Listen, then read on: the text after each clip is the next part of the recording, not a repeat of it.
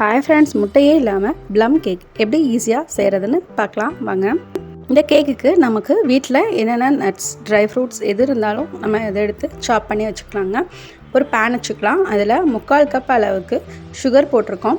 இது நம்ம தண்ணி எதுவும் ஊற்ற வேணாம், இந்த ஹீட்லேயே மெல்ட் ஆகி வரும். அடுப்பு நல்லா மீடியம் ஃப்ளேம்லேயே இருக்கட்டும். நல்லா தேன் கலருக்கு இது உருகி வரும்.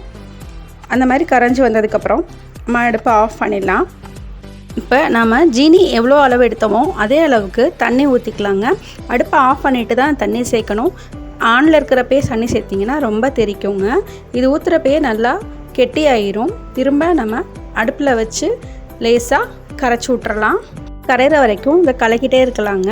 நல்லா கரைஞ்சதுக்கப்புறம் இதில் நம்ம ஏற்கனவே ட்ரை ஃப்ரூட்ஸு, நட்ஸு எல்லாமே கட் பண்ணி வச்சுருக்கோம். அதை ஒன்று ஒன்றா நம்ம சேர்த்துக்கலாம். பொடியாக நறுக்கின முந்திரி, பாதாம், கருப்பு திராட்சை, பச்சை திராட்சை, டூட்டி ஃப்ரூட்டி என்ன கலர் இருக்கோ எல்லா கலருமே மிக்ஸ் பண்ணி எடுத்துக்கலாங்க. டூட்டி ஃப்ரூட்டி மட்டும் கொஞ்சம் சேர்த்து போட்டிருக்கோம். இப்போ இது எல்லாத்தையும் நாம் ஒன்றா மிக்ஸ் பண்ணிடலாம். இந்த சிரப்போட மிக்ஸ் பண்ணிவிட்டு அடுப்பை ஹை ஃப்ளேமில் 5 நிமிஷத்துக்கு நல்லா கொதிக்க விடுங்க. நல்லா மிக்ஸ் ஆனதுக்கப்புறம் அடுப்பை ஆஃப் பண்ணிவிட்டு நல்லா ஆறட்டும். ஒரு மிக்சிங் பவுல் எடுத்துக்கலாம். அதில் 1/4 கப் அளவுக்கு ஆயில், வாசனை இல்லாத ஆயில் ஊற்றிக்கலாங்க. 1/4 கப் அளவுக்கு பால், காய்ச்சி ஆற வச்ச பால் தான். வெனிலா எசன்ஸ் 1 டீஸ்பூன் அளவுக்கு சேர்த்து நல்லா கலந்துக்கலாம். ஒரு சல்லடை வச்சுக்கலாம். அதில் 1 கப் அளவுக்கு மைதா மாவு, 1/4 கப் அளவுக்கு பால் பவுடர் சேர்த்து ஃப்ளேவருக்காக ஸ்பைசஸ் பவுடர் நம்ம ஆட் பண்ண போகிறோம். 2 இன்ச் அளவுக்கு பட்டை, 3 கிராம்பு, 3 ஏலக்காய், இது வந்துட்டு கொஞ்சமாக ஜீனி சேர்த்து நல்லா மிக்சியில் பைன் பவுடரை அரைச்சிக்கலாங்க. அதுவும் சேர்த்துக்கலாம். அது கூட baking powder 1 teaspoon, baking soda 1/2 teaspoon, உப்பு கொஞ்சோன்னு போட்டு நல்லா சளிச்சிக்கலாம். ட்ரை இன்க்ரீடியண்ட்டும் வெட் இன்க்ரீடியண்ட்டும் நல்லா ஒரு பிஸ்கு வச்சு நல்லா மிக்ஸ் பண்ணிக்கலாம். கொஞ்சம் கெட்டியாக இருக்க மாதிரி தாங்க இருக்கும், பரவாயில்லை. இது கூட நாம் ஏற்கனவே ஆற வச்சுருக்கோம் இல்லைங்களா, அந்த ட்ரை ஃப்ரூட்ஸு, நட்ஸு எல்லாத்தையும் போட்டு ஊற வச்சுருக்கிற அந்த சிரப்பு, சுகர் சிரப்பு, அந்த சுகர் சிரப்பையும் இந்த மாவு கூடையே சேர்த்து நல்லா கலந்துக்கலாங்க. இந்த சுகர் சிரப்பு ஆறுறப்ப இன்னும் கொஞ்சம் கெட்டியாகுங்க. நமக்கு ரொம்ப கெட்டியாக இருக்க மாதிரி இருக்குன்னா நீங்கள் சுடுதண்ணி கலந்து யூஸ் பண்ணிக்கலாங்க. மாவு நல்லா கலந்துக்கலாம். மாவு கூட ரொம்ப கெட்டியாக இருக்க மாதிரி இருக்குது அப்படின்னா தேவைப்பட்டுச்சுன்னா கொஞ்சமாக பால் சேர்த்துக்கலாம். எனக்கு இந்த பேட்டர் ரெடி பண்ணுறதுக்கு எக்ஸ்ட்ரா பால், தண்ணி எதுவுமே தேவைப்படலைங்க. இதில் இருக்கிற அளவே கரெக்டாக இருந்துச்சு. பேக்கிங்க்கு ரெடி பண்ணிக்கலாங்க. அடுப்பில் ஒரு குக்கர் வச்சுக்கலாம். தண்ணி எதுவும் ஊற்ற வேணாம், வெறும் தட்டு மட்டும் போட்டு குக்கர் விசில் போடாமல் கேஸ்கட் மட்டும் போட்டு நல்லா மூடி வச்சு ப்ரீ ஹீட் பண்ணிக்கலாம். பேக்கிங்க்கு டின் ரெடி பண்ணிக்கலாங்க. நம்ம வீட்டில் இருக்க பாத்திரத்தை வச்சு தான் செய்ய போகிறோம். பேப்பர் எதுவும் போடலைங்க. லேசாக எண்ணெய் ஊற்றி நல்லா அதை ஃபுல்லாக ப்ரஷ் பண்ணிக்கலாம்.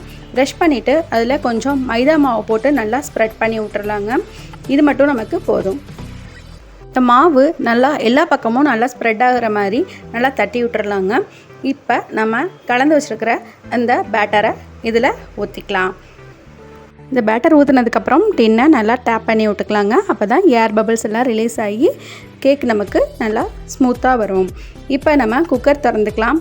இதில் நம்ம ரெடி பண்ணி வச்சுருக்கிற டின்னை சைடில் எங்கேயுமே ஒட்டாமல் நடுவில் வச்சு நல்லா குக்கரை மூடி வச்சிடலாங்க. கேஸ்கட் மட்டும் இருக்கட்டும், விசில் வேண்டாங்க.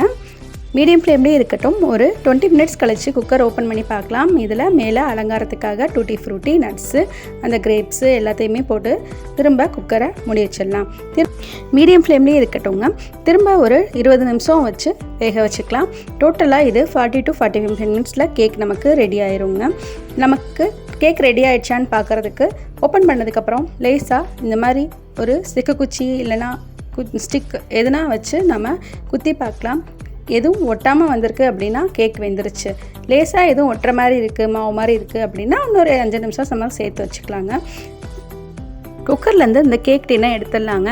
நல்லா ஒரு துணியை போட்டு 1/2 மணி நேரம் நல்லா ஆறட்டுங்க. நல்லா ஆறுனதுக்கப்புறம் நம்ம டிமோல்டு பண்ணி வேறு ஒரு பாத்திரத்துக்கு குக்கரை மாற்றிக்கலாம். கொஞ்சம் ஆறுனதுக்கப்புறம் லேசாக ஓரங்களில் கத்தியை வச்சு எடுத்து விட்டுட்டு நம்ம வேறு ஒரு தட்டுக்கு கவுத்துனோம்னா சூப்பராக கேக்கு அடியில் எங்கேயுமே ஒட்டாமல் வந்துருச்சுங்க. நம்ம பட்டர் பேப்பர் கூட யூஸ் பண்ணல. கேக் எவ்வளோ சூப்பராக இருக்குது பாருங்கள். நல்லா சூப்பராக சாஃப்டாக இருக்குங்க இந்த கேக்கு. நம்ம முட்டை, தயிர் எதுவுமே யூஸ் பண்ணலைங்க. ரொம்ப சூப்பராக வந்திருக்கு. இது ஃபஸ்ட் டைம் நான் செஞ்சுருக்கேங்க. எனக்கு ரொம்ப ரொம்ப பிடிச்சிருக்குங்க இந்த கேக்கு. உங்களுக்கும் பிடிச்சிருந்துச்சுன்னா லைக் பண்ணுங்கள், கமெண்ட் பண்ணுங்கள். நீங்களும் ஒரு தடவை இதை ட்ரை பண்ணி பாருங்கள். ரொம்ப நாளாக நான் செய்யணும்னு ஆசைப்பட்ட கேக்குங்க இது. ஃபஸ்ட் டைம் செஞ்சுருக்கேன். ரொம்ப சூப்பராக இருக்குங்க. வீட்டில் இருக்கவங்களும் எல்லாருமே நல்லா இருக்குன்னு சொன்னாங்க. இந்த கேக் பிடிச்சிருக்குன்னா பிடிச்சவங்க லைக் பண்ணுங்கள், கமெண்ட் பண்ணுங்கள், ஷேர் பண்ணுங்கள். மறக்காமல் நம்ம சேனல் சப்ஸ்கிரைப் பண்ணாதவங்க சப்ஸ்கிரைபும் பண்ணிடுங்க. தேங்க்யூ.